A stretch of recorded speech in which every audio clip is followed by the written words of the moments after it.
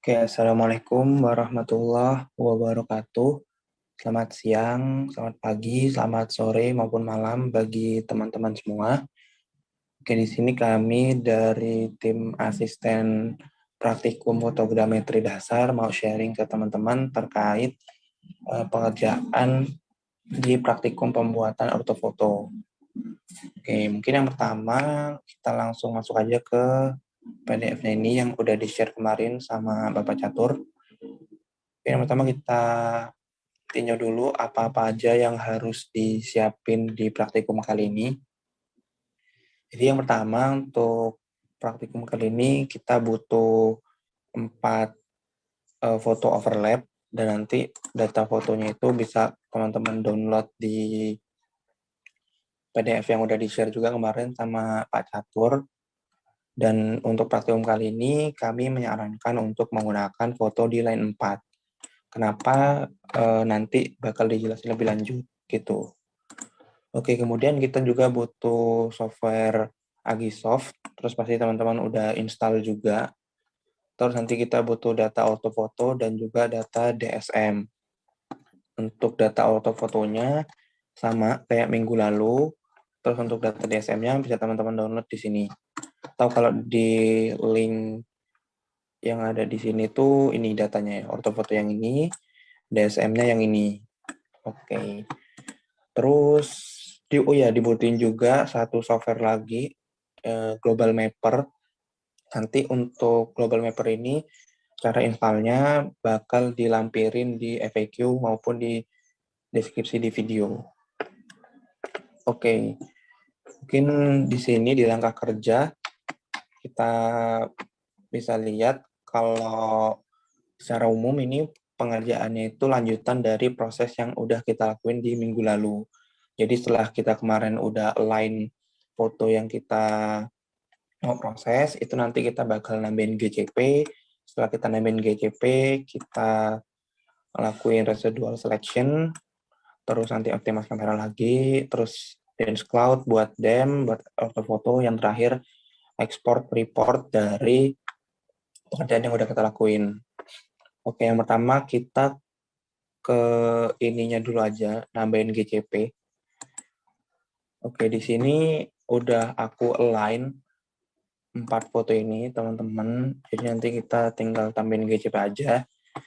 Nah, untuk nambahin GCP ini, karena GCP-nya itu kita belum ada koordinatnya, jadi ini kita untuk dapat koordinatnya itu kita pakai data lain yang dianggap lebih teliti sebagai data koordinat GCP, atau proses ini tuh disebut dengan post marking.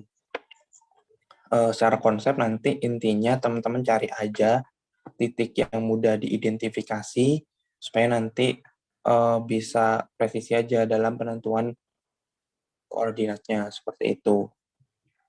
Nah, di sini aku pakai titik ini karena ini aku pikir mudah diidentifikasi. Dan untuk contoh ini aku lakuin untuk marking di satu titik aja. Tapi nanti teman-teman dalam pengerjaannya kalau bisa bukan kalau bisa, nanti teman-teman cari 4 buah titik GCP yang persebarannya pun merata. Misalkan kalau misalkan di sini titiknya ada yang di sini, di sini, di sini, sama di sini. Intinya merata di semua bagian model yang bakal kita buat ortofotonya nanti. Oke. Untuk pembuatan pencarian koordinat dari GCP itu kita butuh software Global Mapper. Mungkin yang pertama kita input aja data ortofoto yang udah kita download, tapi data ortofoto ini kan masih dalam bentuk KMZ. Nanti perlu kita convert dulu jadi bentuk JPG. Jadi untuk konversinya teman-teman tinggal pencet aja file, terus ke export raster or image format. Nanti teman-teman pilih JPG, oke lagi. Terus yang ini default aja, Terus nanti teman-teman pilih oke. Terus cari folder untuk penyimpanannya dan namanya juga ini bebas, terserah teman-teman. Terus nanti setelah namanya udah sama foldernya udah, tinggal teman-teman save, terus tunggu aja prosesnya. Nah, untuk mempersingkat waktu ini, di bagian proses ini nggak aku lanjutin, tapi aku pakai data yang tadi udah aku convert aja, gitu. Oke. Ini hasil convertnya, teman-teman, udah dalam bentuk JPG. Nah, untuk teman-teman tadi nambahin file orto maupun file DSM ke Global Mapper ini, tinggal pencet file, open file, terus cari aja folder yang teman-teman tadi nyimpan data ortofotonya atau data DSM-nya, terus nanti diklik aja filenya. Kayak gitu. Terus untuk di Global Mapper ini nanti secara garis besar sebenarnya sama kayak software SIG lainnya. Di sini teman-teman bisa ngatur layarnya untuk ditaruh bawah atau mau ditaruh atas, terus ini bisa diaktifin maupun dinonaktifin juga. Nah, tadi di awal kan kami bilang kalau di praktikum kali ini foto yang dipakai itu foto yang ada di line 4 ini, teman-teman. Kenapa? Karena kalau kita lihat dari DSM yang ada, di sini DSM-nya itu nggak menyebar secara menyeluruh atau nggak cover semua bagian dari ortofoto. Dia cuma aja di bagian sekitar Boulevard UGM sampai sekitar di Panti Rapi ini. Jadi nanti kalau di luar DSM ini kita nggak bisa dapat data ketinggiannya. Makanya di praktikum kali ini kita pakai foto yang ada di line 4 aja, karena foto di line 4 itu masuk di daerah yang ada di DSM-nya ini. Oke, gitu. Terus untuk teknis nyari koordinat GCP-nya, kita nanti bisa pakai ini, tools feature info tool. Kita klik aja, oke. Oh ya, mungkin data DSM-nya ditaruh di bawah aja supaya enak.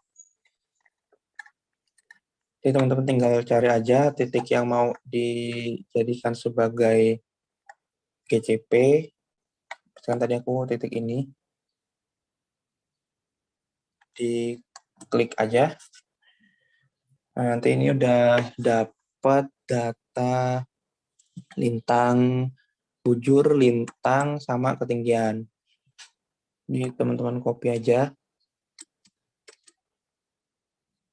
Oke, ini aku copy ke Excel aja supaya nanti masukin ke Agisoft-nya jadi lebih praktis.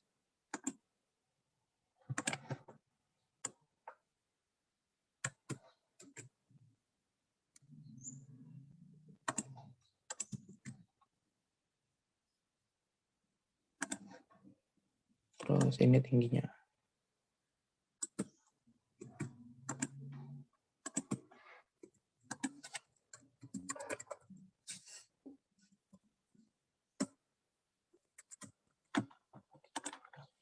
Untuk nama titik ini, kan ini aku titik kontrol 1 maksudnya. Nanti teman-teman bebas namanya, boleh GCP1 atau apa, yang penting teman-teman mudah mengidentifikasi aja. Terus ini udah dimasukin ke Excel, dan ini aku, sekali lagi aku contohnya cuma satu aja supaya mempersingkat waktu, tapi nanti teman-teman untuk ngerjain di tugas praktikum kali ini, nyari GCP-nya itu ada 4 buah titik, terus kalau bisa posisinya itu menyebar merata. Ini nanti kita save aja, tapi kita save-nya itu dalam format CSV. Ini data GCP. Oke, terus kita save aja. Ini udah ke save, terus nanti kita buka aja Agisoft-nya. di Agisoft ini, terus nanti kita tambahin aja di import reference, kita cari data yang tadi. Oke, sebentar.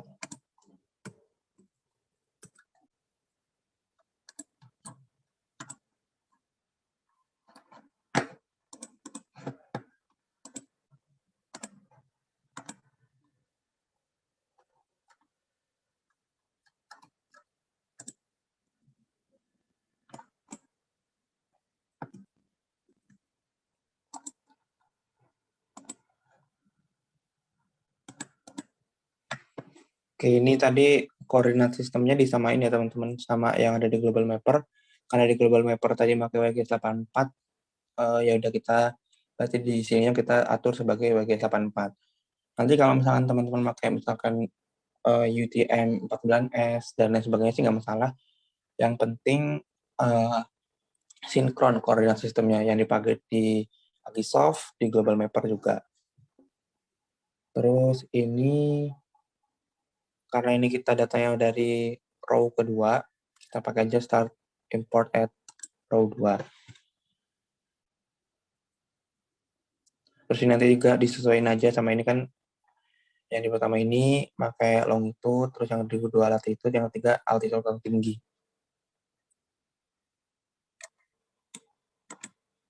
Yang ini kita apa? Terus teman-teman pencet OK aja. Yes to all. Nah, ini GCP-nya udah berhasil di input. Tinggal nanti teman-teman geser aja GCP-nya supaya letaknya sesuai sama posisi yang sebelumnya teman-teman marking di sini. Kalau bisa sepresisi mungkin ya teman-teman. Ini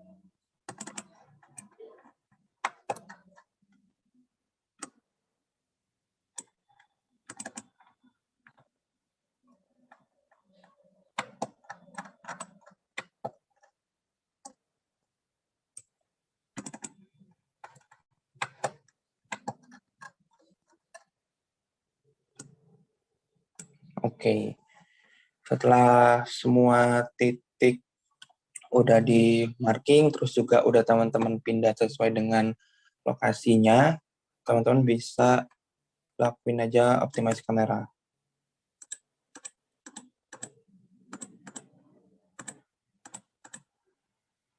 Nanti di oke aja. Oke, ini nanti berarti teman-teman udah ngelakuin post marking, jadi data-data koordinat dari KCP-nya udah dijadiin referensi untuk model yang teman-teman buat ini. Terus nanti kalau misalkan berdasarkan dengan ini, angka kerja ini, setelah teman-teman udah input KCP-nya, teman-teman hilangkan type point yang masih di atas 10 pixel. Nah, untuk cara ngilanginnya, itu pakai residual selection yang ada di model, terus maksud aku gradual selection, terus di reprojection error. Nah, ini nanti teman-teman seleksi aja levelnya sampai, misalkan ini aku 0,2. Terus pencet delete.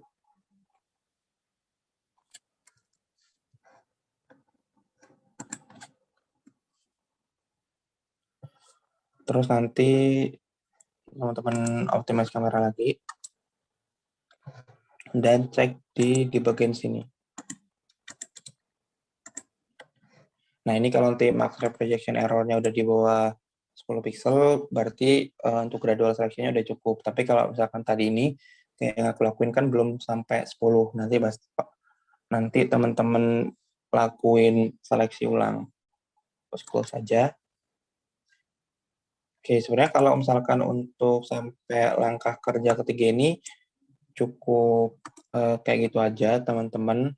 Terus nanti kalau udah sampai di langkah kerja yang nomor 3 ini, teman-teman juga bisa dapetin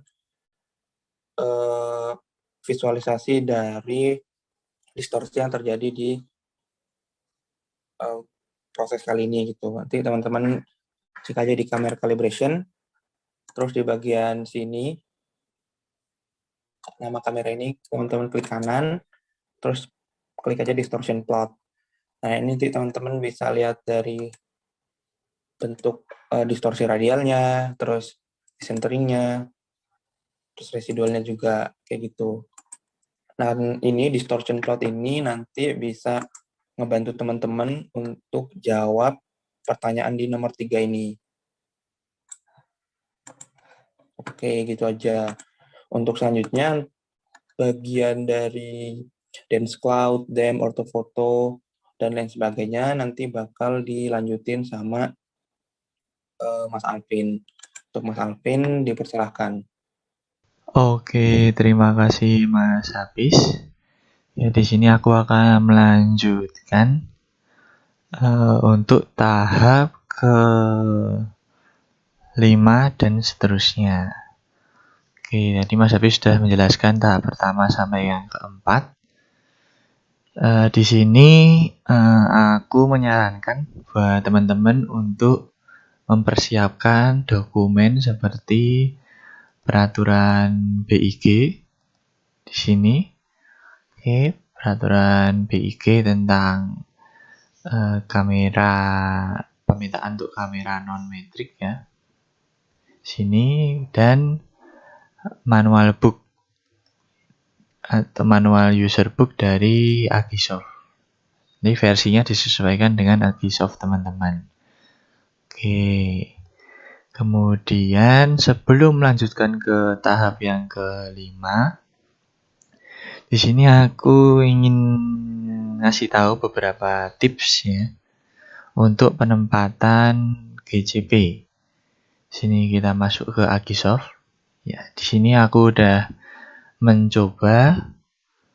Dan yang pertama adalah terkait lokasi penempatan GCP. Ya, sesuai yang dipesankan oleh Pak Catur dan juga sesuai dengan teori yang juga teman-teman udah pelajari, GCP itu diletakkan tersebar merata ya. Di sini kita bisa cek di bagian tie points. Double klik. Nah, di sini terlihat bahwa GCP yang aku letakkan sudah tersebar merata. Kemudian pemilihan GCP selain tersebar merata juga diusahakan dia berada di pertampalan antar foto. Jadi seperti itu. Jadi teman-teman kemarin sudah belajar mengetahui persentase overlap secara visual. Nah, ini berguna di tugas ini ya.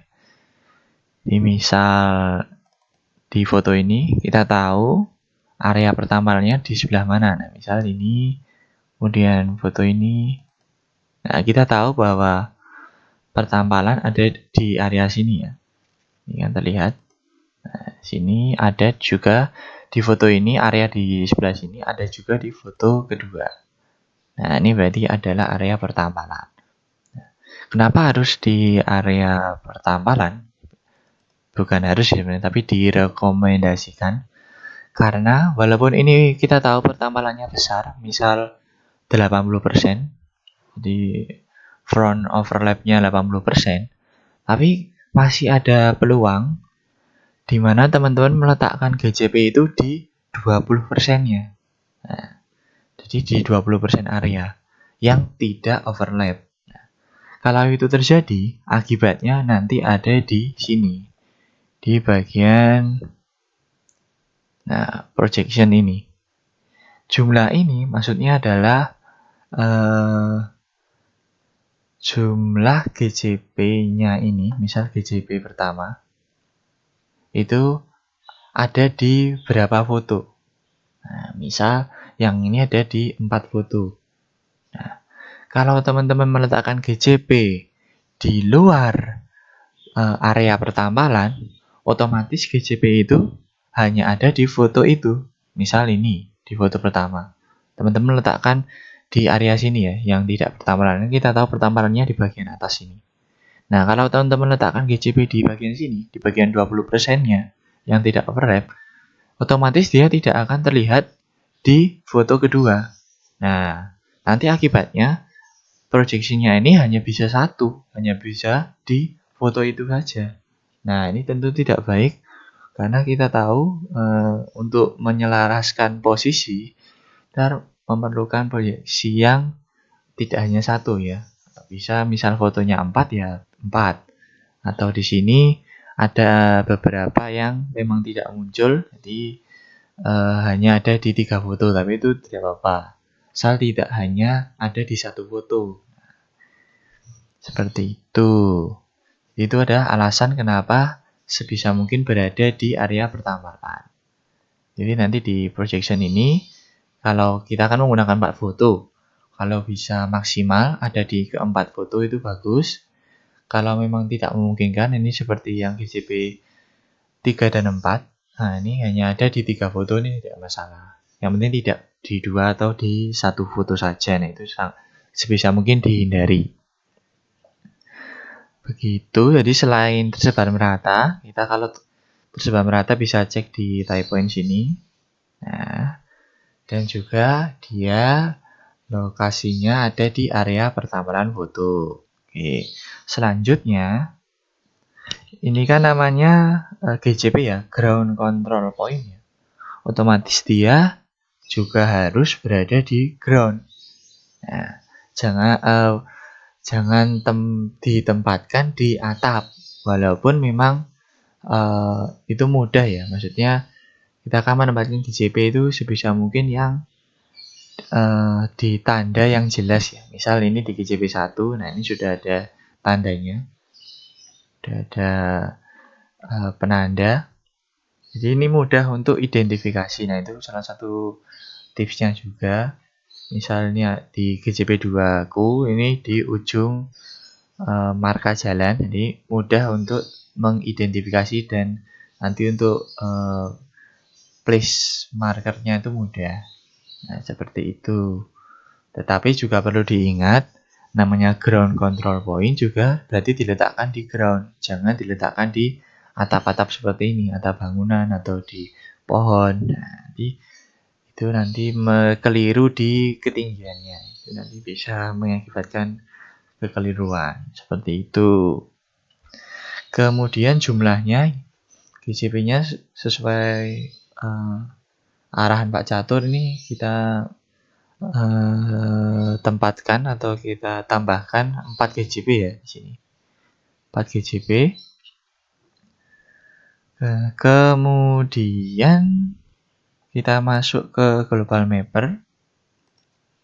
Jadi teman-teman untuk memilih GCP ya, itu tadi sudah dikatakan bahwa jangan yang berada di atas objek ya. Jadi bisa mungkin di ground. Ya. Jadi di sini kan ini kan DSM ya. Teman-teman tahu kalau DSM itu dia ketinggiannya tidak hanya terrain tapi juga objek yang berada di atasnya. Contohnya di sini, nah ini bangunan pun juga ikut terpetakan ya di sini. Nah, teman-teman harus hati-hati. Jadi milih yang benar-benar ground, jangan yang dia berada di objek di atasnya ya, seperti bangunan. Ini jangan dipilih. Jadi seperti itu. Untuk membedakannya bisa teman-teman lihat di global mapper. Dan ini adalah cara tidak langsung atau dikatakan juga sama Mas Hafiz itu post marking. Jadi setelah pemotretan baru kita akuisisi data. Dalam kondisi ideal harusnya GCP ini kita ukur koordinatnya menggunakan GNSS ya. Seperti itu, nanti didapatkan koordinat dari GCP tersebut. Kalau ini kan kita pakai metode pendekatan tidak langsung dengan global mapper. Jadi tidak apa-apa ini untuk belajar. Oke, selanjutnya untuk teman-teman yang kemarin menggunakan foto teknik, nah ini mohon maaf harus mengulang ya teman-teman, karena kita bisa lihat di sini DSM-nya itu batasnya itu lebih kecil daripada ortofoto. Nah, kalau teman-teman di area teknik kan di sini. Nah, ini data DSM-nya tidak menjangkau. Dan data DSM yang tersedia ini hanya berada di area ini ya. Di area UGM pusat ya. Jadi kalau teman-teman yang kemarin menggunakan foto FT bisa diulang. Jadi untuk memilih foto yang ada di line UGM. Ini ada 4 line UGM. Memang kami rekomendasikan memilih di line 4. Tapi sebenarnya di line itu juga bisa sebenarnya. Misal di line 1 ya. Misal di UGM data foto UGM line 1. Ini sebenarnya juga bisa digunakan. Contoh, cara mengeceknya gini teman-teman. Bisa dibuka fotonya. Di sini. Nah, ini kan terlihat ini adalah lapangan Pancasila ya. Di depan GSP. Nah, dan kita geser. Nah, arahnya adalah ke arah timur ya. Nah, kemudian kita cek di Global Mapper. Kita cek di Global Mapper. Nah, ternyata di area depan GSP ini ada data DSM-nya. Jadi teman-teman bisa menggunakan ini. Jadi tidak harus di line 4. Di line lain bisa, tapi dengan syarat teman-teman cek dulu. Jadi misal ini tadi, nah ini fotonya tadi kan berada diawali di depan GSP. Nah, ternyata di sini GSP itu ada data DSM-nya. Jadi bisa teman-teman memakai ini. Nah, seperti itu. Jadi tidak terpaku di line 4. Tapi memang harus berada di area UGM pusat ya. Jadi teman-teman sesuaikan foto. Jadi sebelum memilih foto, pastikan foto itu berada di area data DSM ini. Jadi teman-teman bisa mendapatkan data tinggi. Nah, contohnya ini, teman-teman bisa lihat di bagian pojok kanan itu ada 191 meter. Nah, kalau kita keluar di DSM, nah, data tingginya hilang. Karena DSM ini memang fungsinya untuk menambahkan elevasi. Kalau ortofoto itu planar ya, X dan Y-nya. Jadi seperti itu. Itu adalah tips yang kesekian. Kemudian tips berikutnya itu di sini waktu teman-teman input file GCP-nya, file koordinat GCP kan ada 4. Nah, ini diimport ini. Tadi juga sudah dijelaskan oleh Mas Hafiz. Teman-teman perhatikan bagian longitude, latitude-nya jangan sampai terbalik. Nanti kalau terbalik tidak akan muncul di sini, ya, tidak akan muncul di bagian foto teman-teman. Kalau sudah benar, nanti biasanya akan muncul. Nah, untuk mempermudah identifikasi, misal nih di GCP1 ya, ini teman-teman bisa klik kanan, kemudian filter foto by marker. Nah, maksudnya adalah menampilkan foto yang memuat marker ini, misal di GCP1. Nah, teman-teman bisa klik. Nah, nanti di bagian foto ini, kalau ini belum muncul bisa klik kanan di sini dan pilih foto. Nah, ini teman-teman bisa melihat bahwa ada 4 foto yang dia memuat GCP pertama. Nah, ini foto kedua, ini ada GCP pertama, foto ketiga, dan foto keempat. Nah, caranya seperti itu untuk mempermudah teman-teman nanti memperbaiki posisi GCP-nya. Nah, perlu diingat waktu teman-teman pertama kali menginputkan data ini lambang apa ya, ini bendera atau ini dia tidak akan berwarna hijau, ini masih putih. Dan nanti posisinya biasanya ini kan ini sudah pas karena udah aku sesuaikan ya. Biasanya itu dia akan melenceng ya di sini dan itu nggak apa-apa. Dan tugas teman-teman itu mengarahkan, misal dia pertamanya di sini, mengarahkan marker ini sesuai dengan lokasi yang benar. Nah, ini misal di tengah ini. Nah, seperti itu. Jadi teman-teman geser sampai di tengah ini dan ini dilakukan untuk semua foto dan semua marker. Nah, nanti lambangnya ini benderanya akan berwarna hijau, ini berarti bukan berarti sudah tepat ya, tapi berarti itu sudah diproyeksikan, itu sudah teman-teman geser dan sesuaikan. Nah, sebisa mungkin ini benar-benar pas ya. Jadi karena ini akan geser sedikit, nanti errornya akan besar. Jadi interpretasi teman-teman bisa maksimalkan zoomnya dan sesuaikan lokasinya di tempat yang seharusnya. Ya, seperti itu. Kita misalkan di marker yang ketiga, klik kanan, filter foto by marker. Nah, ini terlihat bahwa hanya ada 3 foto. Nah, misal di foto ini, dan di foto kedua, nah, dan di foto ketiga. Nah, di foto keempat nggak ada, ini nggak masalah. Ini seperti itu untuk memudahkan. Dan teman-teman jangan khawatir, ini kan errornya sudah kecil ya. Karena udah aku tempatkan di tempat yang benar dan juga sudah di-optimize. Jadi nanti kalau teman-teman menempatkan GCP ini misal udah merasa udah pas kok. Misal ini udah di ujung marka jalan udah pas gitu. Tapi kok errornya masih besar. Nah, tenang, itu biasanya karena belum di-optimize kamera. Jadi setelah teman-teman menempatkan marker ini keempat-empatnya di keempat foto, dan teman-teman optimize kamera. Ini jangan lupa kemudian di OK. Nanti akan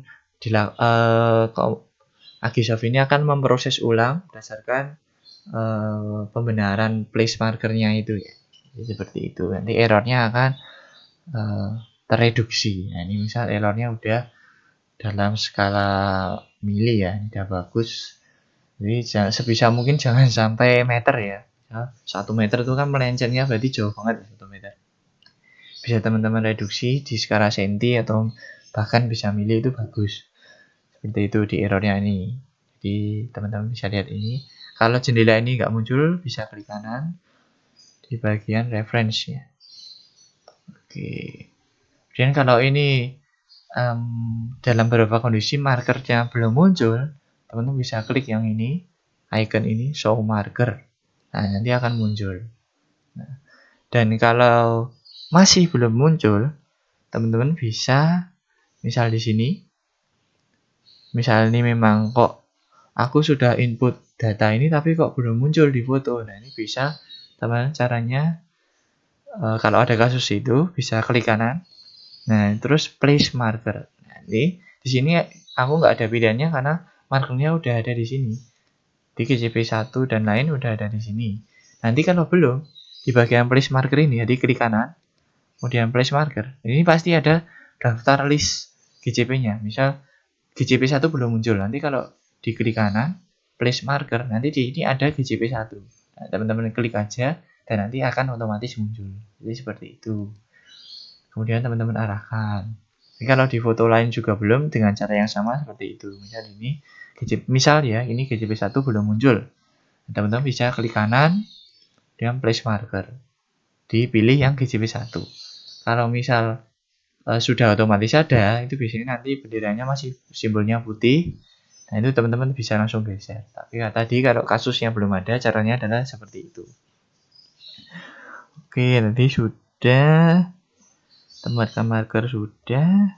Nah, ini kalau teman-teman mungkin ada pertanyaan ya, kenapa di sini mungkin ribet atau memakan waktu yang lama, karena memang sebelum teman-teman lakukan dance flow dan lain-lain, memang di bagian ini harus diselesaikan terlebih dahulu. Errornya harus kecil dan lain-lain karena proses fotogrametrinya di sini harus diselesaikan terlebih dahulu.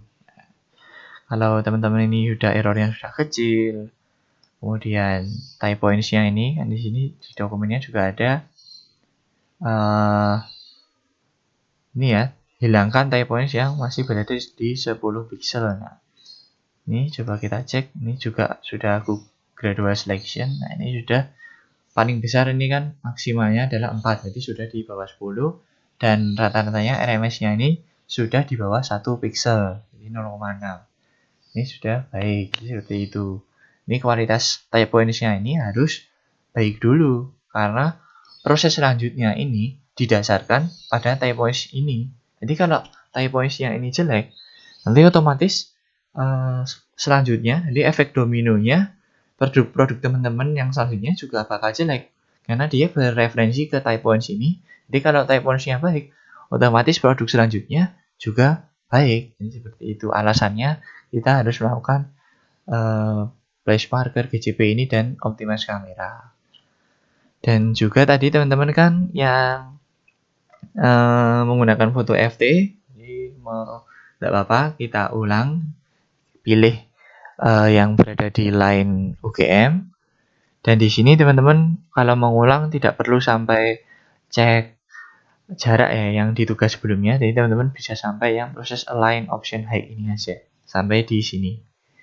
Yang lainnya tidak perlu. Untuk yang mengulang tadi.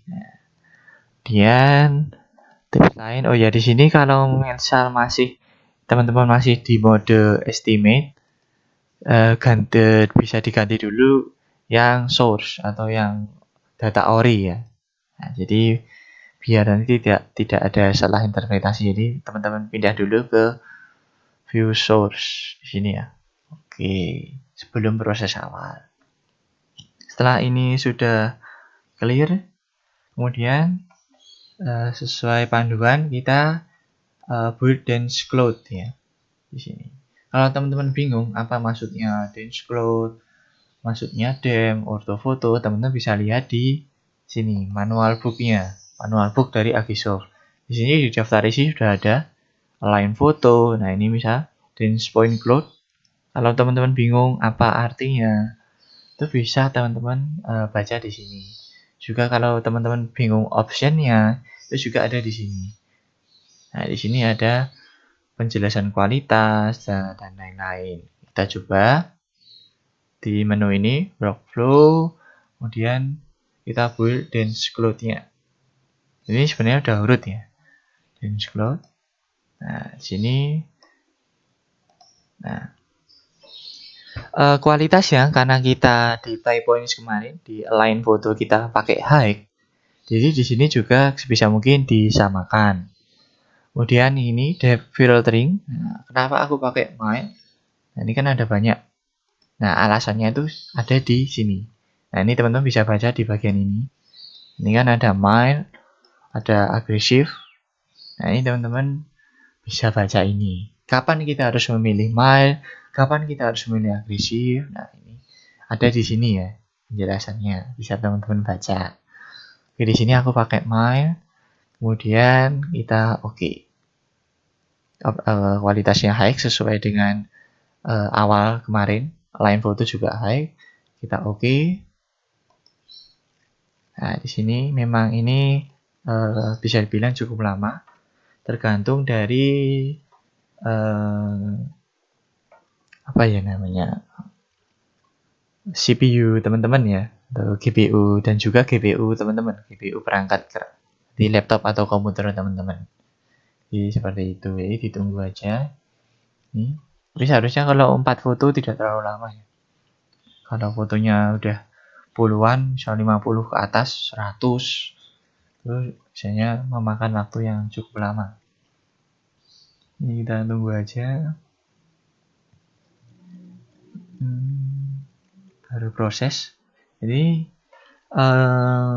dense cloud ini adalah simpelnya atau penjelasan sangat singkatnya itu adalah dia adalah perapatan dari type points-nya. Ini type points itu dirapatkan. Jadi dia dirapatkan sehingga tadi kan type points masih jarang-jarang ya. Dirapatkan sehingga nanti bisa membentuk modelnya. Nanti akan terlihat nanti perbandingannya waktu sudah selesai. Sebentar, ini masih proses.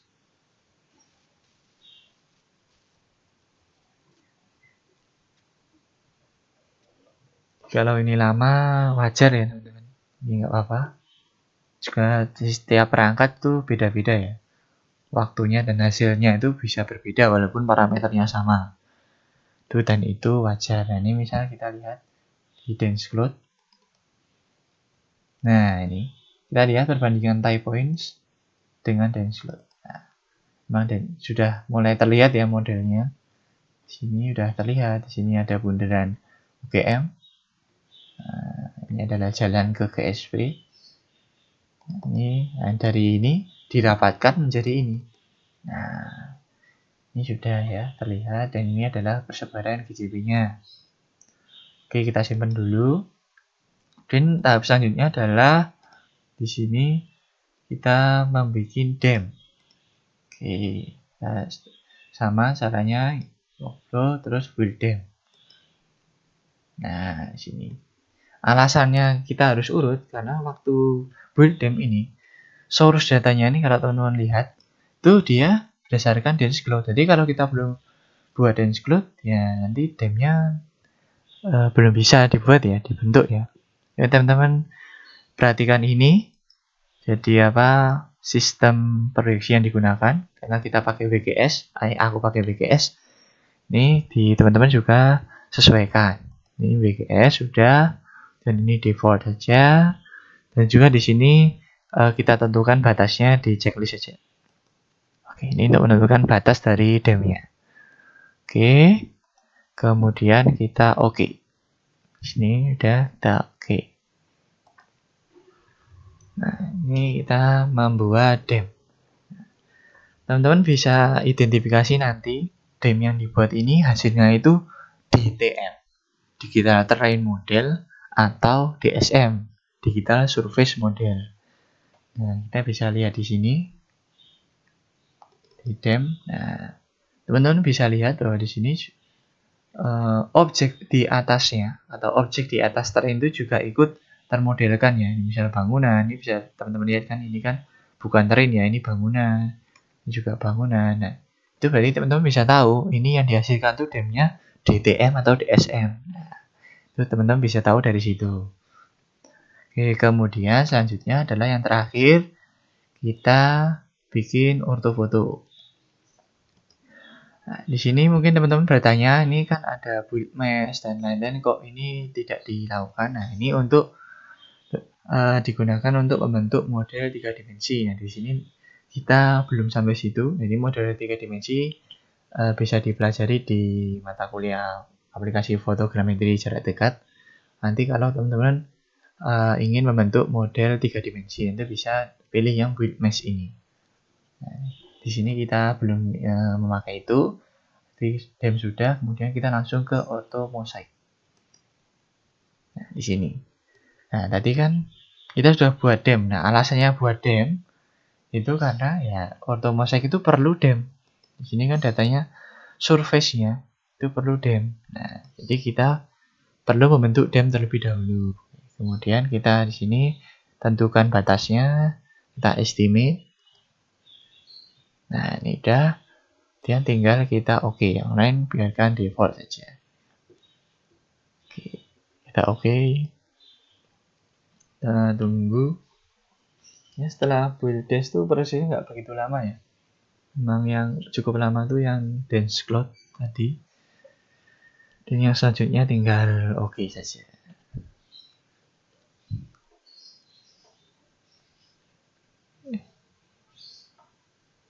Ini di sini mulai proses, dan ya di sini teman-teman bisa double klik di sini. Nah, ini sudah terlihat, sudah terbentuk ya orto mosaiknya seperti itu. Teman-teman bisa lihat posisi kamera di sini, show kamera. Nah, ini posisi kameranya dari sini. Nah, seperti itu. Ini berarti kita sudah sampai ke tahap yang ketujuh. Kemudian terakhir adalah kita ekspor reportnya. Nah, caranya seperti minggu lalu. Oh ya, kita simpan dulu. Caranya seperti minggu lalu, file, export, dan generate report. Nah, di sini bisa teman-teman ganti judulnya dan deskripsinya. Kemudian oke. Di sini kita tulis namanya ya. Misal aku tulis report orto GM. Dan pilih direktori penyimpanan, kemudian di save. Nanti jangan kaget, nanti ini otomatis akan terbuka ya. Nah, ini otomatis terbuka. Ini sudah terlihat untuk mosaik UGM. Dan ini adalah hasil ortofotonya, foto mosaiknya. Dan di sini ada survei data, ada kamera calibration, dan ini kamera location, nah GCP di sini, dan juga errornya ya, terlihat. Oke, dan ini data DEM-nya, dan juga processing parameter. Oke, ini berarti teman-teman sudah sampai di tahap ke-8 dan tahap terakhir. Kemudian di sini tugas yang harus dijawab. Nah, ini clue-nya di sini, semua jawaban bisa Anda peroleh dengan membaca dokumen report. Nah, ditambah kalau misal nanti di reportnya ternyata tidak ada, teman-teman bisa cek di dokumen Agisoft ini. Ini tetap dibuka aja Agisoft-nya. Dan yang pertama di sini, poin pertama, tuliskan berapa jumlah type points, berapa RMS, dan maksimum errornya. Sini kita tahu ya. Ya aku nggak perlu tunjukin, aku kasih clue di halamannya aja. Jika ditunjukin nggak seru nanti ya. Sini misal jumlah type points, nah di halaman ini teman-teman tahu ya jumlah type points berapa. Kemudian nilai RMS maksimum dan nilai RMS minimum dan rata-ratanya. Nah, di sini kalau misal di sini teman-teman tidak menemukan, ya teman-teman bisa cek di bagian sini. Ada di type points, berarti kita double klik di type points, klik kanan dan show info. Nah di sini kan ada kan mana yang maksima, mana yang RMS. Nah ini bisa terlihat. Dan ini ya di sini ya, teman-teman bisa catat ini. Oke, jadi nomor 1 terjawab. Dan yang kedua, tuliskan nilai GSD, luas area, dan tinggi terbang. Nah ini juga ada di halaman ini. Nah, teman-teman juga pasti tahu ya mana yang data GSD, mana yang luas area, mana tinggi terbang. Nah ini bisa dicatat. Clue-nya ada di halaman survei data ini. Kemudian yang nomor 3, ini sudah dijelaskan oleh Mas Hafiz di penjelasan sebelumnya. Ini kita lewati. Dan yang keempat, nah ini tuliskan nilai DEM, solusi titik, dan lain-lain. Nah ini juga ada di halaman DEM-nya. Nah ini. Teman bisa catat di sini. Dan ini adalah parameter ketinggian. Ini maksimum, minimum, tinggi minimum di sini. Nah, teman-teman juga perhatikan. Ini tinggi maksimum ini apakah ini tinggi terrain maksimum, jadi terrain itu ground, murni ground, atau ini adalah tinggi maksimum dari ada objek di atas yang misal bangunan dan lain-lain. Ini bisa teman-teman identifikasi dari tadi. Teman-teman bisa tahu ini apakah dia DTM, terrain hanya terrain saja, merepresentasikan terrain, atau dia DSM, juga objek di atasnya. Nah, jadi teman-teman bisa tahu ini nilai maksimal ini dia ini nilai maksimal ketinggian ground atau dia ketinggian dari objek di atasnya, misal pucuk pohon. Nah, ini teman-teman bisa tahu. Jadi tidak tertipu ya dari datanya di sini. Ini apa ya? Bisa tahu maksimumnya ini maksimum memang murni ground atau dia adalah ketinggian objek yang berada di atas ground. Nah, teman-teman bisa tahu. Ya, jadi teman-teman bisa bahas di sini juga outputnya ini DTM atau DSM. Oke, ini berarti sudah terjawab ya. Ini DTM resolusinya juga ada tadi di halaman ini. Anda juga tahu pasti. Kemudian tuliskan nilai ortofoto dan resolusi spasial. Nah, resolusi spasial kan teman-teman tahu sama dengan GSD. Nah, di sini kita cari di report. Kalau misal di report ini tidak ada, kita bisa cek di Agisoft-nya. Nah, bagian ini kan kita cari ortomo saja. Kita tahu kalau GSD itu kan satuannya cm atau milimeter, satuan panjang per pixel. Per pixelnya itu berapa dia resolusi terkecilnya. Dan kita tahu GSD itu semakin kecil, itu berarti dia semakin bagus karena dia semakin teliti. Jadi misal dia skalanya mili, berarti kita bisa istilahnya zoom dan itu jelas sampai skala mili. Nah, sini kalau teman-teman tahu ini GSD atau resolusi spasial dari ortomosaik itu ada di sini. Nah, ini yang bagian ini. Nah, teman-teman juga bisa identifikasi nilai tadi itu sama dengan nilai apa. Nah, ternyata sama dengan nilai GSD yang ada di sini. Nah, berarti kesimpulannya nilai GSD di report ini adalah nilai GSD dari, nah, teman-teman bisa jawab itu ya. Jadi sama dengan ortomosaik. Berarti kesimpulannya adalah GSD di report ini adalah GSD dari, nah, dari data apa? Nah, itu teman-teman bisa tahu. Ya, nomor 5 berarti sudah terjawab ya. 1 sampai 5 sudah terjawab. Dan kita lanjut. Di sini ini sama ya. Objek uji panjang caranya juga sama seperti minggu lalu yang ini. Bedanya adalah kita uji panjang ini di hasil ortomosaiknya. Jadi bedanya itu. Kalau kemarin kan kita di foto udara ya, foto stereonya ya. Kalau di praktikum ini kita pakai yang di ortomosaiknya. Jadi double klik di ortomosaik di sini. Kemudian teman-teman pilih 4 buah objek panjang. Di ukuran di Agisoft kita pilih yang di sini. Ini untuk ukuran di Agisoft pilih 4. Caranya sama ya di sini. Misal aku pilih ini apa ya? Posisi tidur ya kalau nggak salah. Kemudian ini dengan bergaris ya. Teman-teman bisa klik di sini. Nah, ini terlihat ya teman-teman. Ini sudah ada. Kalau kita klik satu, udah ada informasi posisinya X, Y, Z. Ya, karena kita sudah melakukan triangulasi udara dan lain-lain, sehingga ya koordinat setiap bagian pixel ini bisa diketahui. Misal kita tarik sampai sini, nah ini misal dapat 4,86 meter. Nah, ini untuk ukuran di Agisoft. Kemudian untuk ukuran di lapangan, bisa teman-teman pakai data ortofoto sama seperti kemarin sebenarnya. Bisa di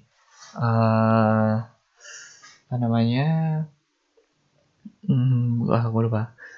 Google Earth Pro ya. Bisa juga di sini juga bisa. Di Global Mapper. Jadi kalau teman-teman biar enggak buka software terlalu banyak, di Global Mapper juga bisa. Misal dengan cara yang sama di sini. Dengan objek yang sama kita pakai di sini tuh. Nah, ini ya. Nah, ini measure sama ya kayak di QGIS atau di ArcGIS. Ini kita klik. Nah, dan pastikan dia sama ya posisinya dan berada di area DSM tadi. Kemudian kita klik aja. Sini oke. Misal di Global Mapper, di Google Earth Pro juga boleh teman-teman. Dan objek yang sama kita klik.